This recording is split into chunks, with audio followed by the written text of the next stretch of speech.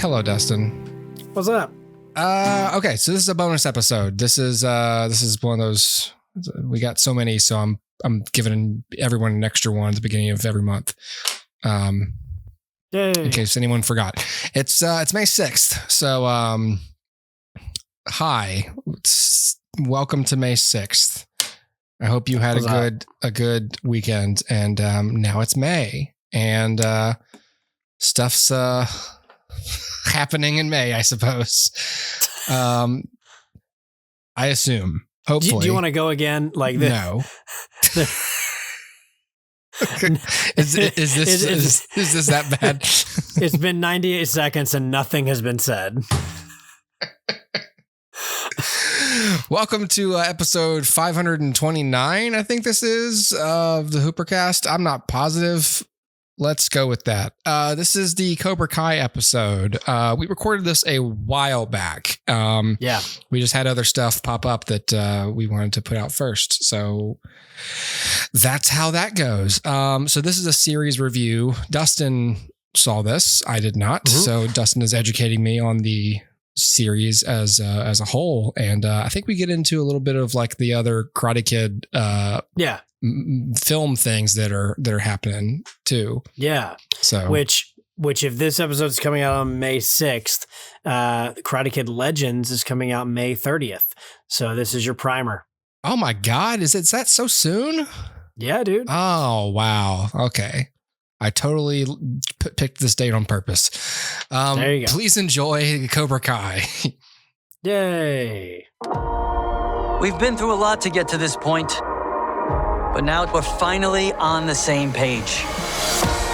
We may have settled things in the valley, but now we have to be ready for whatever the world throws at us.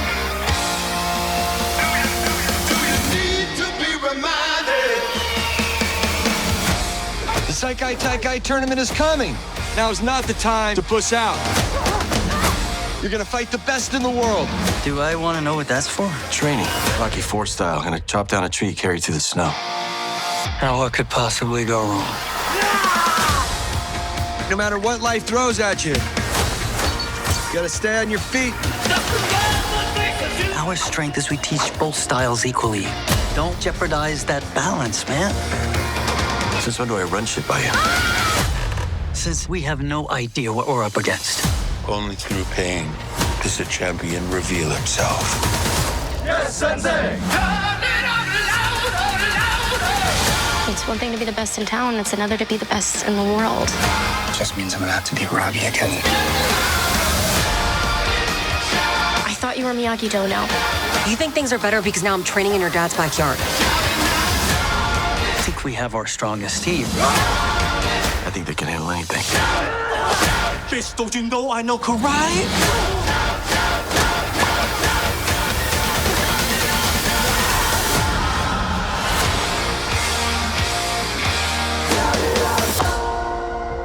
What's that? Miyagi-san buried secrets for a reason. If we open, anything is possible.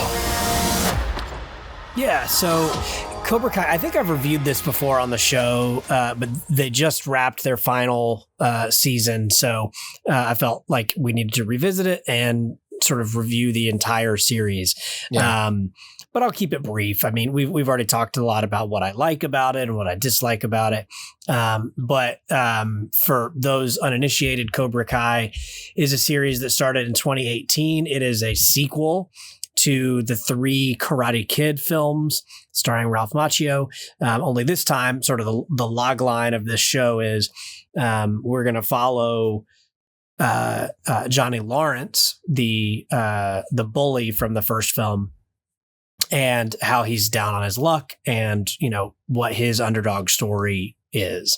And so we're sort of the initial premise is taking him, elevating him to protagonist and Daniel to antagonist. And what does that look like now viewed through Johnny's perspective? Now, over the course of the series, and I don't remember when I reviewed this, so I don't remember exactly how much of this I touched on, but throughout the course of the series, the film or the series kind of loses that log line for a little bit and becomes more of an ensemble piece. And I think that's partially due to the fact that they've got a lot of really good actors that they can work with here. So why not give them more to do? It entices them back every year and that sort of thing. But that is the general, premise of the show. I think, so the show started on YouTube Red back when that was a thing and ran for 2 seasons there. It was canceled when YouTube Red went away, and Netflix picked it up for the remainder of the series. And it gained more popularity there than it ever had on YouTube Red, which is great. Mm-hmm. And its final season was broken up into 3 parts. So it's 15 episodes, 5 episodes each drop over the course of about a year. So I don't love this model. I think this is the least interesting of all of the models. We've talked before about, like, is it better to watch week to week or binge watch? This is like my least favorite because you're binge watching part of it. It's like there's a gate on it. Yeah. It's like you can binge watch it, but only till here. And I just feel like that's kind of uninteresting and feels more like the Netflix was trying to get another year out of a show that they had already finished because it got popular. So like, let's stretch the release. Interestingly, I believe they're doing this again with the final season of Stranger Things. They're breaking it up into 2 releases. So again, I don't love this, but that's where we are. Yeah. So Cobra Kai released its final 5 back in February, and it ended with a bang. Like, it ended well. So many shows you feel like, are they going to end well? It was certainly the case here because about the same time that they announced the final season or released the final season, they announced Karate Kid's Legends, which is a new sequel movie to the Karate Kid starring Ralph Macchio. Right. And so, and starring Jackie Chan. And so it sort of bridges the gap between the Karate Kid and the Karate Kid starring Jaden Smith. Yeah. And so like, this was like a big question mark, right? Because obviously you've now confirmed essentially just the fact that there is a film that Daniel's going to survive the last season, and everything was kind of up in the air. Like, anything could have happened. But they very strategically did not mention any other characters because you don't want to spoil anything. But at the same time, it kind of like lessens the impact of this being the final season of Cobra Kai because there's a new movie coming and it comes out in like 2 months. So, series finale. Oh, but there's more. Right. So it's a weird move. And the 3 guys who created Cobra Kai are not involved in the film. So it's a weird thing. But the creators of Cobra Kai, Josh Held, John Hurwitz, and Hayden Schlossberg, did a great job here, sort of elevating the show into something that was unique and cool, and interesting. Now, I'll jump into spoilers for a little bit. I'm not going to spoil the twists and turns, but I want to talk a little more specifically about some of the show's successes and some of its shortcomings. So I'll keep it broad, but I do want to talk a little bit about that. So there's going to be a little bit of spoiler territory here. So as I mentioned, the show loses its premise a little bit toward the middle of the series. And so I feel like this series may be a little overly long. Because by the time in its final season, it comes back to that original premise. It's like, oh yeah, that's what this show was supposed to be. And so it feels good, right? Because like, hey, that's why I started watching in the first place. It feels nice to be here again. Mm-hmm. But it also shines a light on the fact that the series may have been overly long and lost its way for a little bit. So the series, as I said, is about Johnny Lawrence, but then it branches out and is about these kids, and it's about Daniel LaRusso, and they're bringing back all these characters from the films, and it becomes an ensemble piece, not always to the detriment of Johnny, but sometimes to the detriment of Johnny's story. Yeah. And I feel like that's a problem. And while I understand the idea of like, look, we need to entice Ralph Macchio to keep doing this. He obviously cares about this character and wants to push Daniel into a new territory. We've got to give him something to do. I get that. He can't just play antagonist the whole time. Yeah.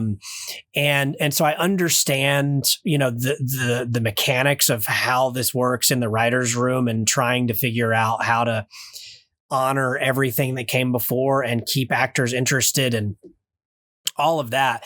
But at the same time, had this series been shorter, they definitely could have maintained the focus on Johnny. And I think the show would have been at least a little bit better for it.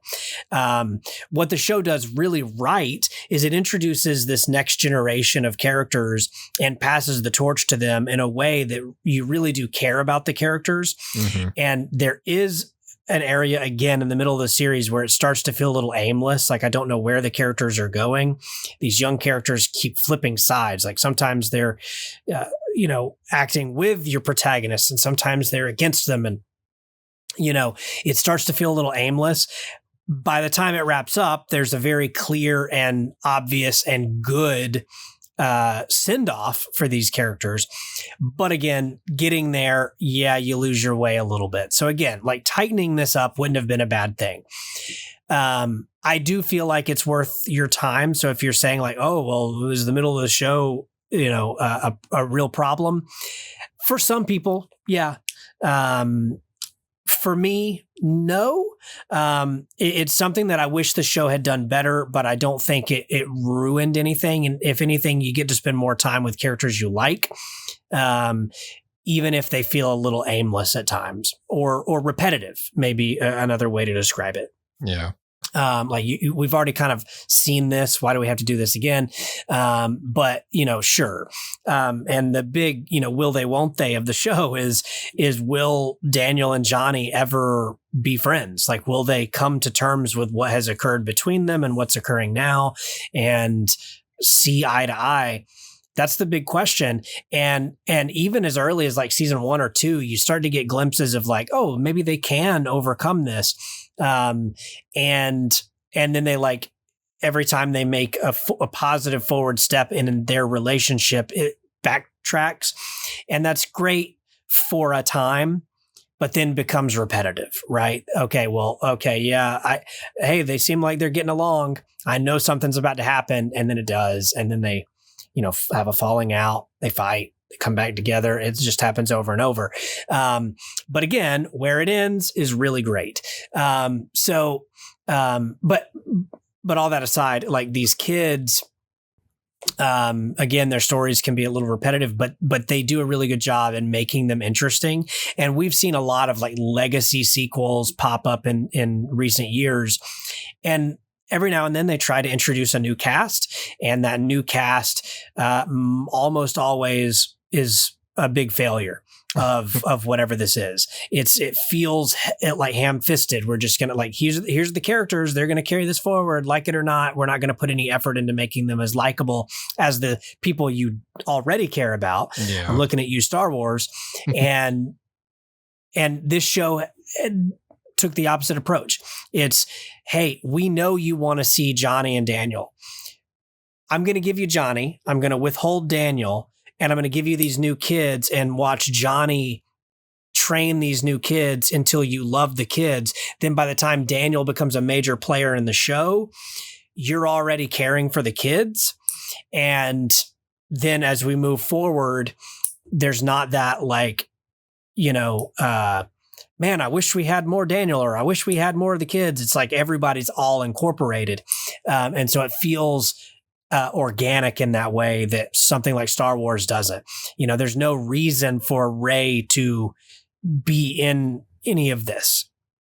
There's no reason for Finn to be in any of this. But here, there's a clear reason for the characters we follow, why they're entangled in Johnny and Daniel's story. And by the time it becomes an ensemble, you do care about all the pieces. And I think that's a good success of the show. Another sort of detriment of the show has big, like epic stakes, and it really wants everything to feel large. And the problem with that is the show is only ever given the budget of a half-hour sitcom. And so with that, there are some significant shortcomings that you do, like me as a film person, I do have to shut off my brain a little bit and be like, oh, that's a much smaller crowd than the sound design would lead me to believe. Right. Or I'm pretty sure I've seen this shot of the crowd before. Right. Or, you know, that kind of thing where you're like, yeah, I can kind of see through this. Or those moments where you're like, I know this is supposed to be California, but it doesn't really look like California. I don't think it was shot there. Or the moments where I think this is supposed to be like spring or summer, but I can kind of see their breath in the air. Oh. And like the actors are clearly in shorts and whatever. And I'm like, I okay, sure. So there's some of that going on where you can kind of see through the filmmaking of it. And then there's moments where it's genuinely really good. It's like they've saved their budget for these really big moments.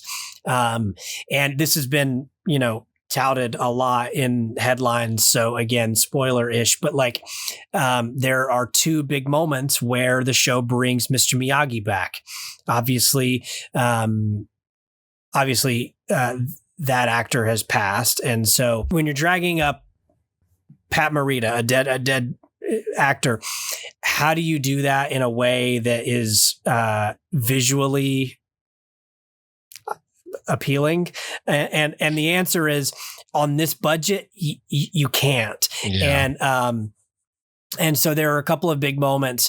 Now, luckily, they really work story-wise, but I have to watch them like through squinted eyes to like force myself to have bad vision for a minute. Yeah. And it really works story-wise. And like, you know, Ralph Macchio, who's a great actor, is really giving it his all. And you can see like, are you going for the Emmy here? Cause like he's really trying, but it's up against a digital thing, you know? Yeah. And so it doesn't quite work. So the show almost has its eyes set on something bigger than it can possibly achieve effectively at that scale.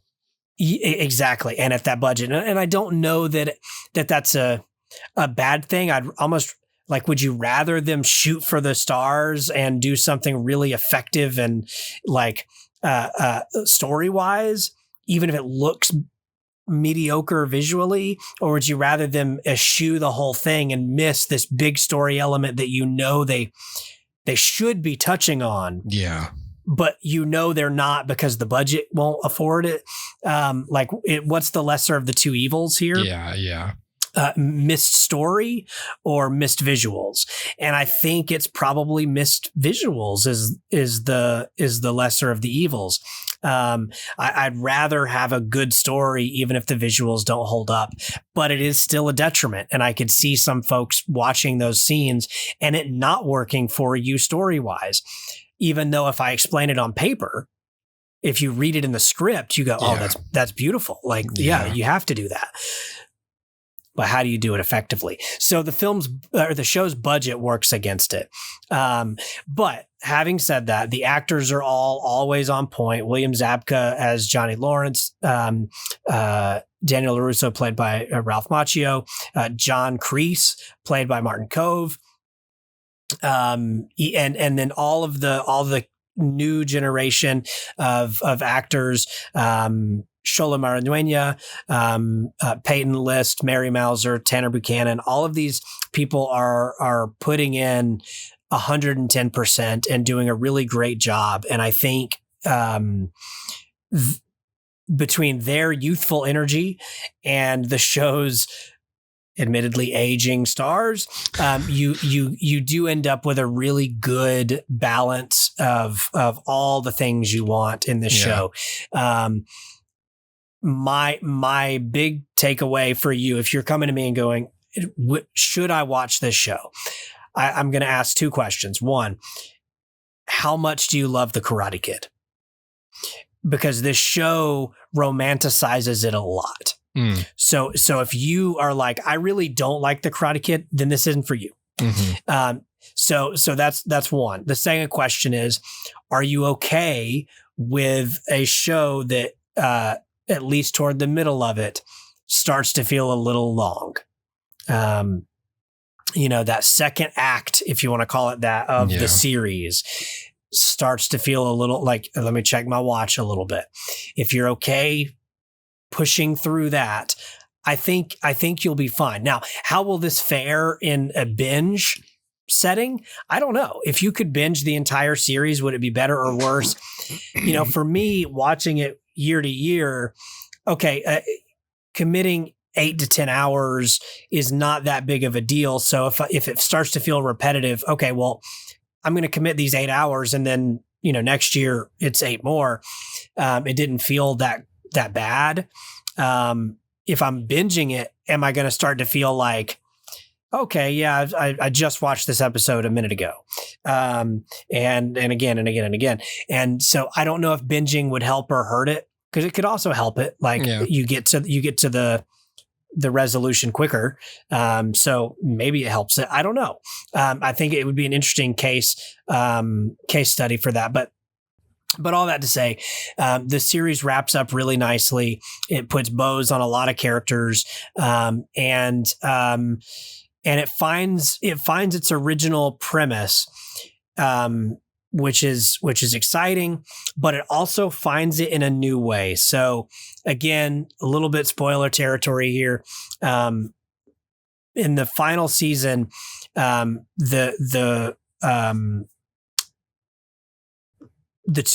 two will they won't they's of Daniel and Johnny, who have been at odds the entire time, have finally reconciled. They're finally at peace, and they are both fighting under the same dojo in this worldwide tournament of fighters. And I say they're fighting, they're training the young fighters. And when the score is tied, the thing that must happen is that the coaches, the leaders, have to fight one another to break the tie. And so this puts Johnny Lawrence back in the ring for the first time since the first Karate Kid film. And we get to see his moment of, it's his redo. It's, I'm going to redo this against somebody that's bigger and badder than me and a lot younger than me. And as my sensei is Daniel, the one who beat me and who I villainized for years because I thought he destroyed my life. Now we're friends. He's mentoring me. This is my shot at a redo. And I think that's a really great full circle moment. And the way that the creators were able to build that back into the show and make it, again, worthy of the title Cobra Kai. I'll say that, all that without spoilers, but making it worthy of that title is interesting, and it's cathartic, and it makes you feel all the feels. So as somebody who loves the Karate Kid films, I say go for it. Cobra Kai is great. It could have used tightening up, and it could have used a bigger budget, but I won't hold those things against it, because story-wise, I did love it, and I loved seeing these characters again. So if you're on the fence about it, just think about, like, would I really want to rewatch The Karate Kid again? If the answer is no, skip it. If the answer is yeah, I can't wait to, this is for you. And I think you'll get a lot out of it if you do what I did and watch all 3 Karate Kid films and then go into the series. That's what I did, and it made a big difference. So and it feels like a true sequel. So that's Cobra Kai. Check it out. It's great. Okie dokie.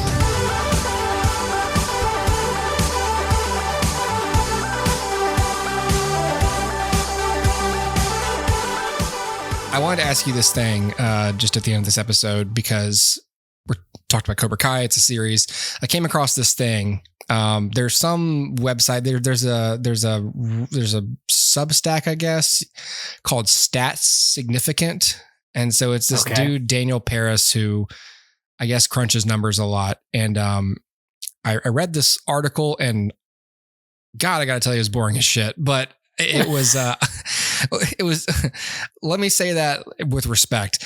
It was so complex that I got the gist of it. Okay, you did the math. Appreciated. Yep. I believe you.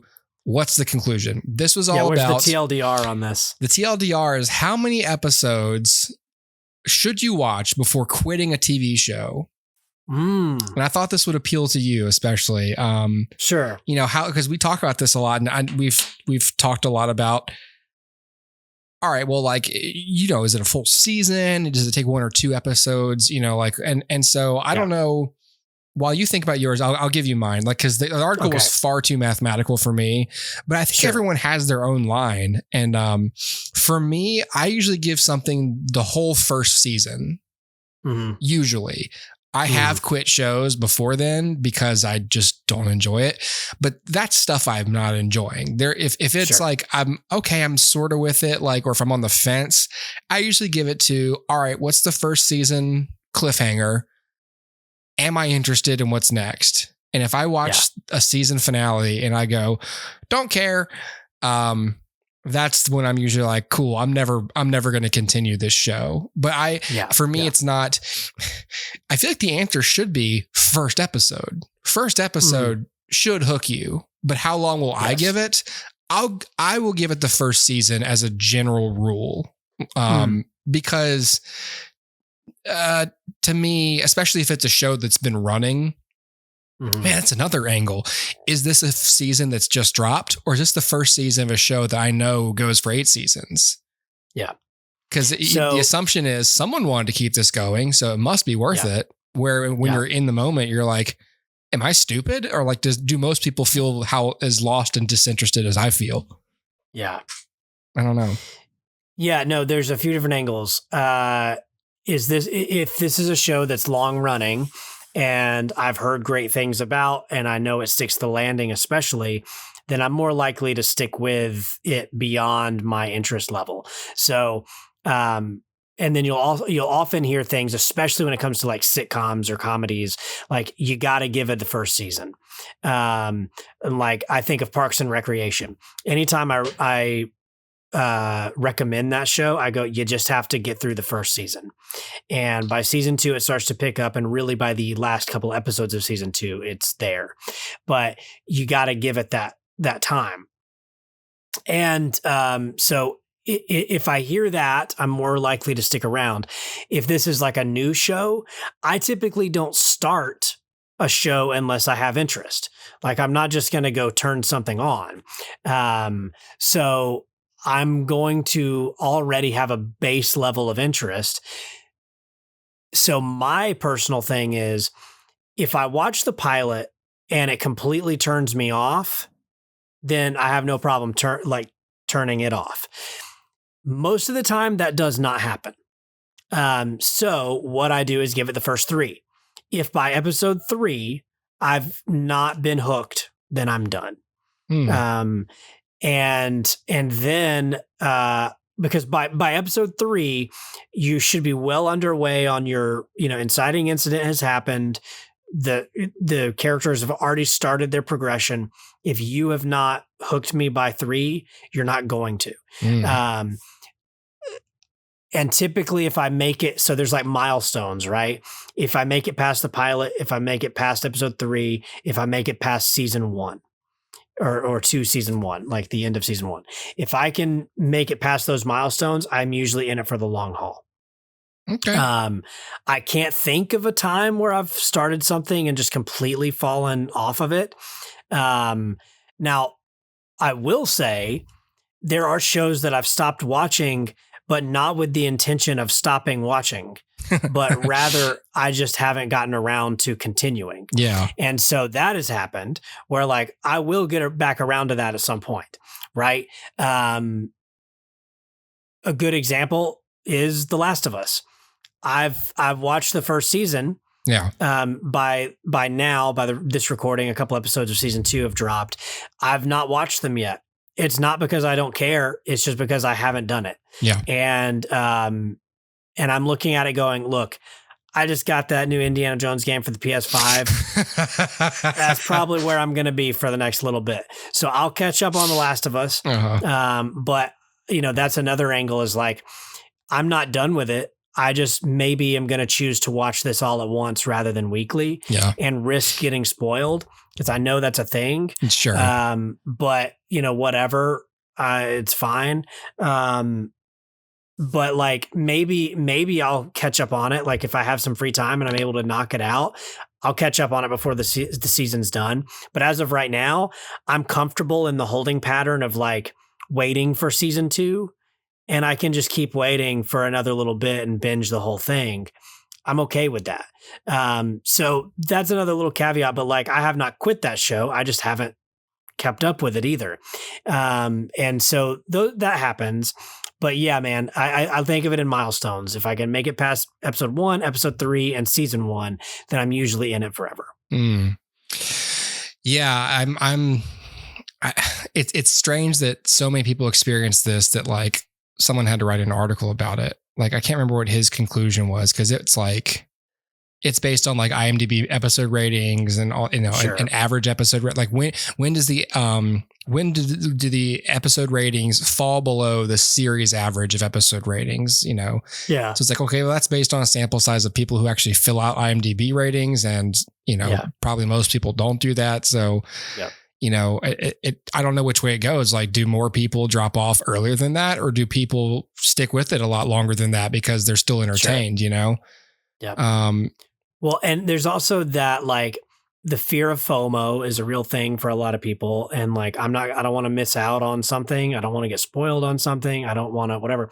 But then there's also like the sunk cost analysis of, hey, I've already put 25 hours into this show. I guess I'll see it through. Yeah. That's where I was with Lost by the end. It was like, I've put so much time and effort into this show. I have no choice but to see it through. But like, if I objectively step back, do I care to? No, but I will. And so that's another like angle of it is, what's the sunk cost analysis? Yeah. And most people, it's like, most people believe in the sunk cost fallacy. I've given it time. I'm going to see it through.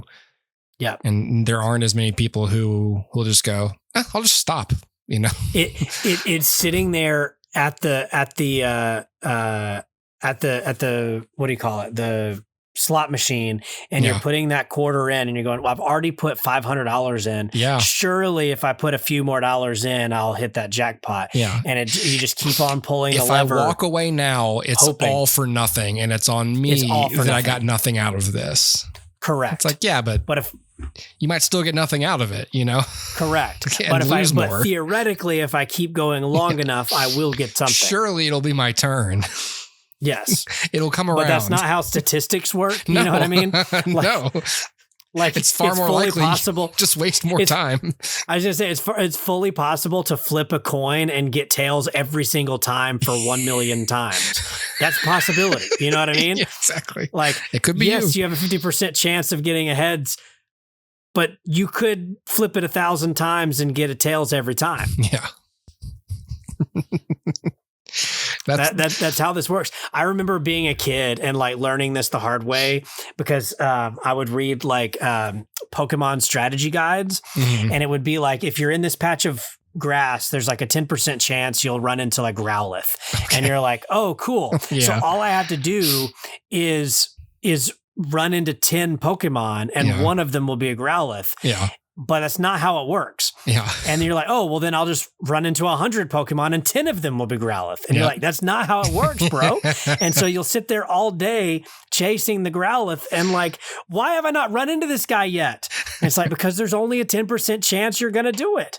And it doesn't stack. Like it doesn't stack that way. Every time is a fresh roll of the dice. Yeah. And so, it like learning that was a thing, but like, but that is the way it is with TV shows. Sometimes that's the way it was with Lost. It's, hey, one of these times it's going to be a great episode, right? Yeah. It has to be. I've lost count of how many times we've ended up lamenting Lost on this show. Lamenting Lost, yeah. It's the gold standard of shows that I fell off of. Mhm. So if we're going to talk about shows that, I just completely lose interest in, that's it. But I didn't stop watching it. Yeah. Yeah. I saw it through. Yeah. Yeah. We But all by did. the end, I had no interest. Right. Now, here's the flip side. I love the heck out of The Office. Yeah. But I did not watch seasons 8 and 9. Yeah. It took years to watch those two. Yeah. So when do you stop watching a show?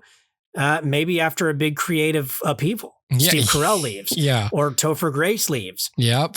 Yep. I'm going to stop watching this now. So that's another angle is what's the creative team doing? Yeah.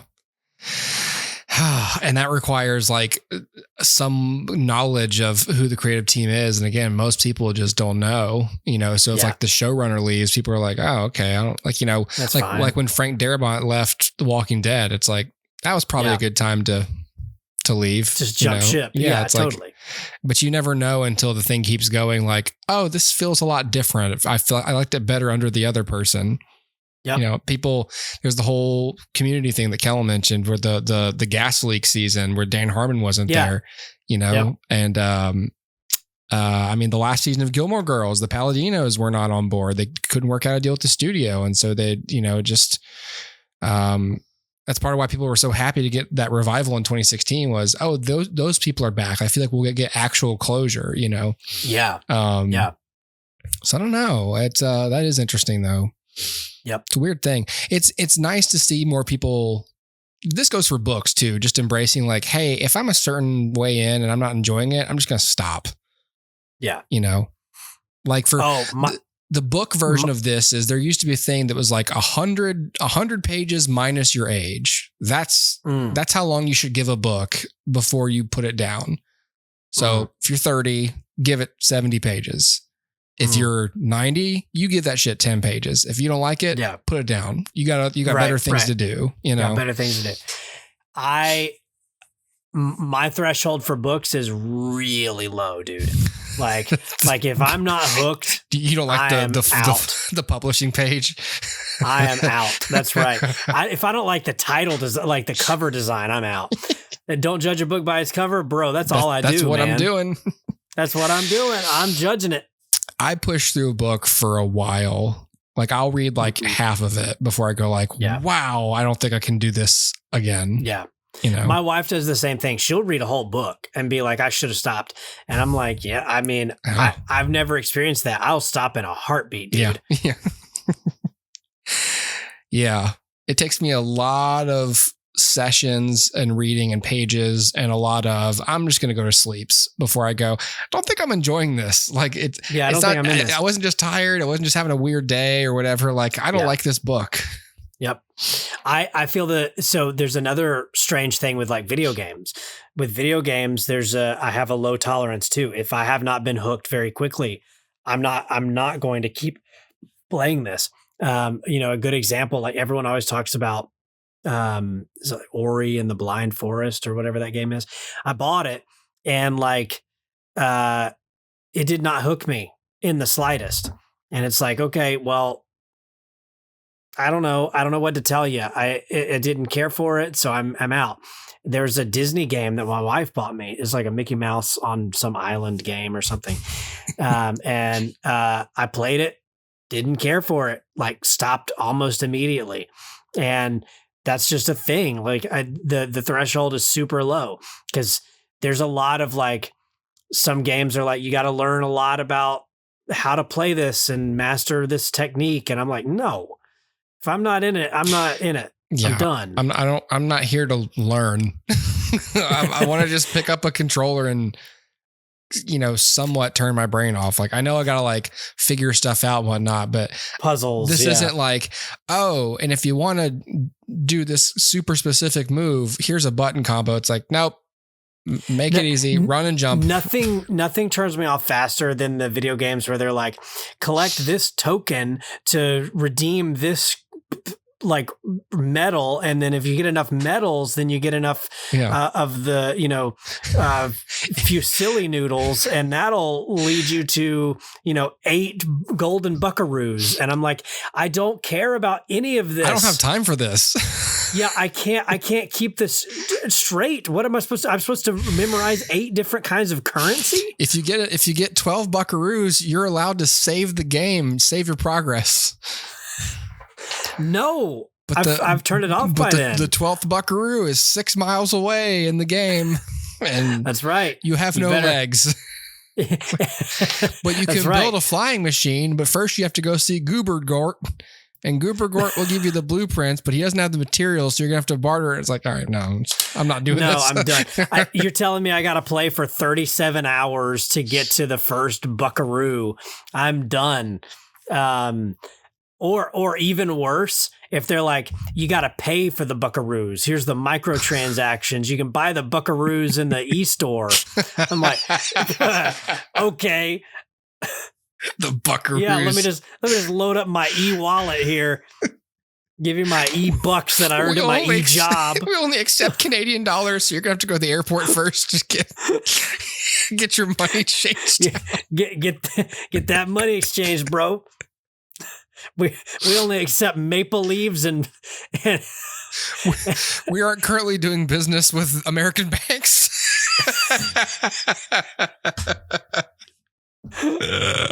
That's right.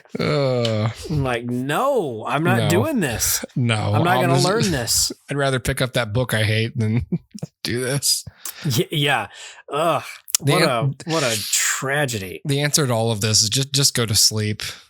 Yeah, right. Like if you find yourself here, like, fuck this, I'm going to bed. Dude, this is only tangentially related. I've been playing through Zelda Breath of the Wild for the first time. Okay. And it's really great, but like my hours spent in the game are vastly not equal to the amount of progress I've made, because invariably I boot this thing up at 11 p.m., play for 15 minutes, sleep for an hour and a half, and then wake up and Zelda, Zelda's like, help, and Link's just like laying on the floor, like, well, there hasn't been an input in an hour and a half. I don't know what to do.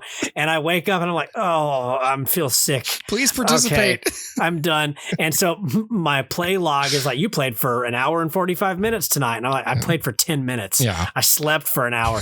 And like that's how this is. And so like, if you look, I don't know how many hours the Nintendo Switch says I've put in that game. It is not accurate at all. But it's also not that I'm falling asleep because I hate the game. I'm falling asleep because I'm tired. You're sitting still. And I'm very comfortable and warm. Yeah. And I'm just gonna sit here and like play for a few minutes. And I boot it up at 11 p.m. Yeah. It ain't gonna happen. It ain't gonna happen. Yeah. I've been there. As soon as you park your body, your nervous system's like, oh cool, we get to stop. Oh, that's great. Crash. Hard restart. Yeah. Yeah. Okay. All right. Well, that'll do it. That'll do it.